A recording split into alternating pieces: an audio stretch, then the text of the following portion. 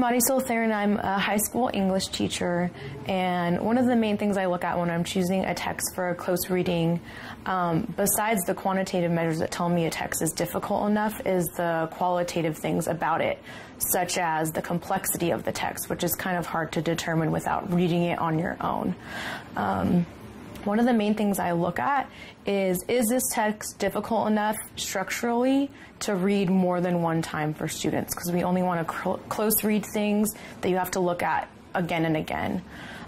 One of the main texts I like to use that's a good example of this is Ernest Hemingway's A Very Short Story. It's about a one-page piece of text.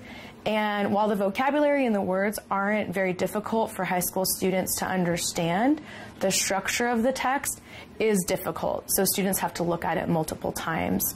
For example, besides a couple of historical references, students can pretty much understand all the words in the story, yet the plot itself is very circuitous. It's hard to tell when things are happening or why they're happening.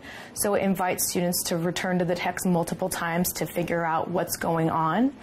The main character also doesn't have a name in the text, and that's something that multiple levels of readers could notice in a text. It's not just something that high-level readers can get, and they have to go back in the text to figure out what's happening with this main character.